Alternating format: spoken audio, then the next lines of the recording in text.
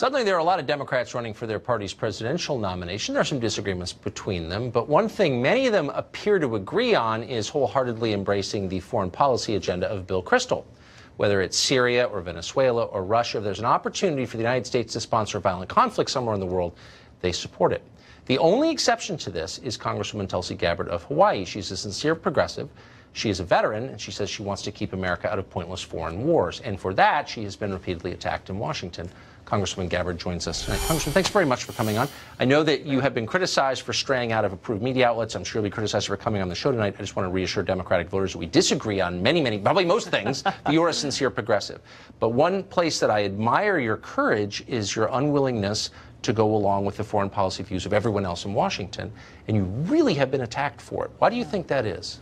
Well, look, Tucker, I am a soldier in the Army National Guard. I've served now for nearly 15 years, served on 2 Middle East deployments, and I know personally, firsthand, the cost of war. In Congress now for over the last 6 years, I've served on the Foreign Affairs Committee as well as the Armed Services Committee, and I have seen how self-serving, powerful politicians from both parties have continued this foreign policy regime change war view, where they think that we, the United States, should be acting as the policemen of the world, and that we should continue to go around and overthrowing and toppling dictators or countries who we don't like, costing us, the American people, trillions of dollars in the process, causing more suffering in the countries where we go and wage these wars, and, oh, by the way, undermining our own national security, as we are seeing playing out before our eyes in countries like North Korea. Yes. Where Kim Jong-un has clearly stated that he is holding on to these nuclear weapons as his only deterrent against the United States coming in and waging a regime change war in North Korea. So while, I'm deeply concerned about the fact that this summit yesterday ended without an agreement, because we need to see denuclearization of the Korean Peninsula, it's not surprising because of this policy, this regime change war policy that, again, leaders in both parties in the foreign policy establishment here in Washington have perpetuated over and over and over again. What's so interesting is that worldview, the regime change worldview, I mean, if it worked, at one time I thought it sounded like it made sense, but we've had almost 20 years of it, and it demonstrably hasn't worked. I mean, there's really kind of no debate about how badly it's gone. Why would people still support that?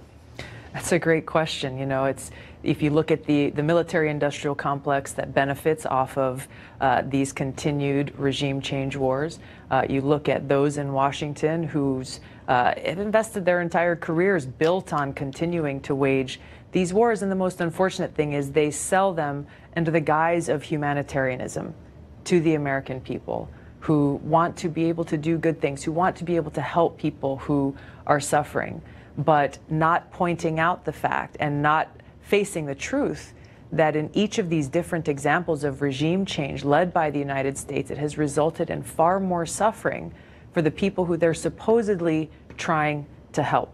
Now, there's a lot of different motives for this. You can look at corporate greed. You can look at who actually benefits financially from these wars if you want to see why they're continuing and why it perpetuates, again, by self-serving, powerful politicians and leaders in both parties. Has anyone, now you've been attacked quite a bit, and I'm not going to make you relive it, including by some people I know who should know better, to be honest with you. But nobody has engaged you in the argument you just made. Instead, they've dismissed you as sucking up to this dictator. You're a bad person is basically what they're saying. Has anybody actually debated you on the points that you're making? No.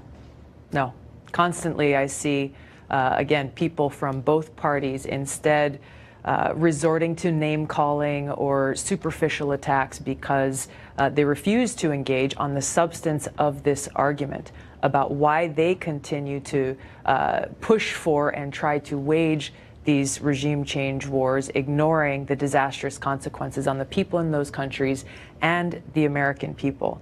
The reality is these wars are costing us, the taxpayers, trillions of dollars that should be here, that should remain in our pockets, are invested in things like rebuilding our crumbling infrastructure, invested in the needs of our people.